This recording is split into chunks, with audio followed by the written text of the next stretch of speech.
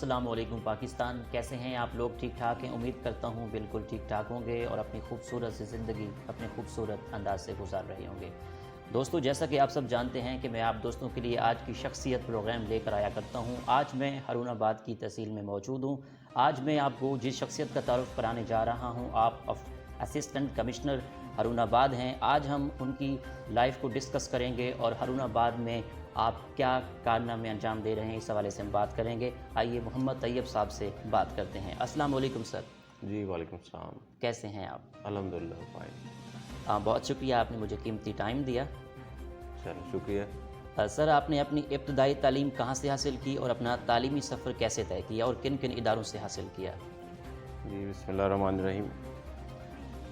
Education جو ہے وہ میٹرک سے سٹارٹ کر لیتے ہیں۔ میٹرک میں نے لیاقت پور سے government model high school Liaquatpur سے 2000 میں کیا تھا جی۔ اور I was the topper of school.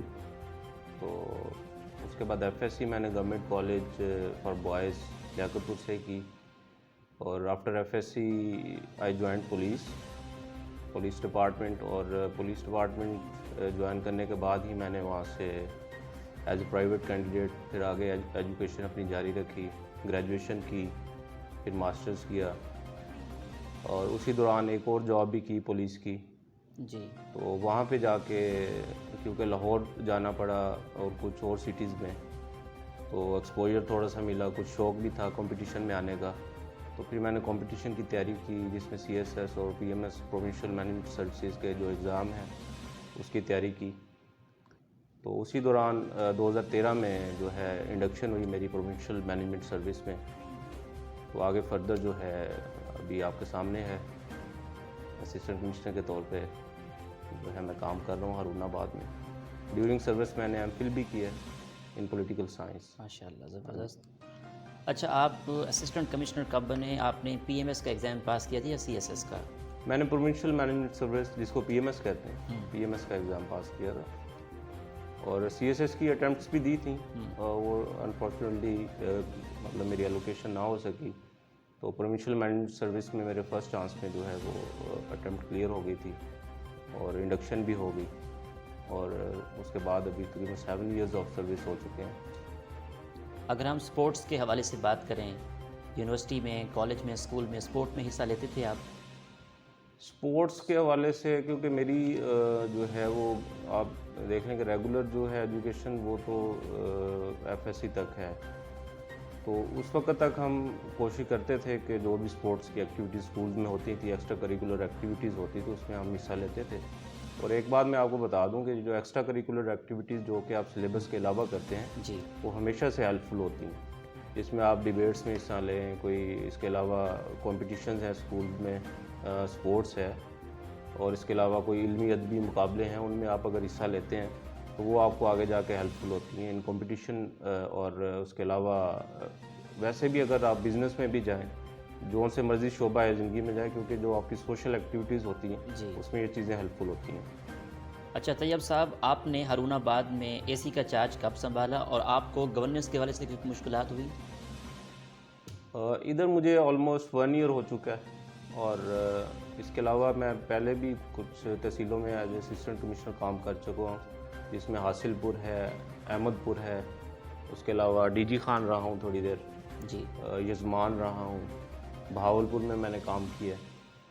تو گورننس کے حوالے سے چیلنجز تو ڈیلی بیسس پہ ہوتے ہیں، تو یہی چیزیں جو ہیں ہمیں سکھایا بھی جاتا ہے، اور فیلڈ میں جو ہے ہمیں ڈے ٹو ڈے بیسس پہ جو ہے ایکسپیرینس حاصل ہوتا ہے کہ ہمیں ان چیلنجز سے کیسے نبٹنا ہے۔ تو مطلب یہ چیلنجز ہمارے لیے کوئی ایشو نہیں رکھتے، یہ ڈیلی بیسس پہ ہمیں ان پہ کام کرنا پڑتا ہے اور ان کو ہم فیس بھی کرتے ہیں، اور یہی ہماری سروس کا جو ہے خوبصورتی بھی ہے، اس کی بیوٹی ہے کہ ہم نے یہ ڈیلی بیسس پہ جو آپ کو، کیونکہ بعض اوقات ایسا ہوتا ہے کہ آپ کو کچھ چیلنجز پہلے فیس نہیں ہوتے، نئے آ جاتے ہیں، جی، تو اس کو آپ نے کیسے ہینڈل کرنا ہے، کیسے ٹیکل کرنا ہے، تو یہی جو ہے نا ہمارے لیے مطلب ایک چیلنج بھی ہوتا ہے، اور ایک امتحان آپ سمجھیں کہ ہوتا ہے کہ آپ کیسے خوبصورتی سے اس کو لے کے چلنا ہے۔ جی۔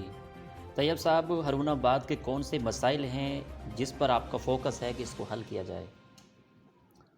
دیکھیں، گورننس کے حوالے سے جو ہے مسائل تو ڈیلی بیسس پہ نا بہت سارے ہوتے ہیں، ابھی جیسا کہ ہائی لائٹڈ ایشو جو ہے وہ کورونا کا چل رہا ہے. کورونا کے والے سے آپ کو پتہ ہے کہ عالمی وبا بھی ہے, اور پاکستان میں اس وقت جو ہے دوبارہ سے جو دوسری لہر آئی ہے اس حوالے سے جو ہے کافی زیادہ کیسز بھی آ رہے ہیں. اور ہارون آباد کی حد تک میں آپ کو بتاؤں کہ کچھ کیسز جو ہے نا پورے ڈسٹرکٹ میں یہاں سے تھوڑے سے زیادہ رپورٹ ہو رہے ہیں. تو اس حوالے سے ہم جتنی بھی کراؤڈڈ پلیسز ہیں آج کل, کیونکہ کورونا پہ فوکس ہے زیادہ, جی تو اس پہ ہمارے وزٹس بھی ہوتے ہیں, ہم ایس او پیز پہ عمل درآمد کروا رہے ہیں. تو اس کے علاوہ گورننس کے جو باقی ایشوز ہیں وہ تو وہی پرانے ہی چل رہے ہیں نا, جیسے کہ صفائی کا معاملات ہیں, روڈز کی ڈیولپمنٹ ہے, اور ڈیولپمنٹ سیکٹر ہے, وہ مطلب ساتھ چیزیں ہیں. لیکن ابھی جو ہاٹ ایشو چل رہا ہے وہ کورونا کے حوالے سے چل رہا ہے. اس حوالے سے ہم کوشش کرتے ہیں کہ لوگ کم سے کم انفیکٹ ہوں اور ہم لوگوں کو بچا سکیں. لوگوں کو اویئرنیس بھی دیتے ہیں, ان کو جو ہے کبھی فائن بھی کرنا پڑتا ہے. تو بس اسی طرح سے جو ہے نا سلسلہ چل رہا ہے. طیب صاحب, جب آپ اے سی بنے آپ کو کیسا لگا تھا؟ خوشی تو ہوئی ہوگی, تب آپ کی کیا فیلنگ تھی؟ دیکھیں, ایک گول ہے بندے نے ظاہر لائف میں سیٹ کیا ہوتا ہے, تو اسٹرگل کے دوران جو ہے وہ بھی ظاہر ہے ایک بندے کے ہوتی ہے کہ گول کو اچیو کیا جائے, اس کے لیے بندہ محنت کرتا ہے, کوشش کرتا ہے. اور ڈیفینیٹلی جب گول اچیو کیا تو بہت زیادہ خوشی ہوئی.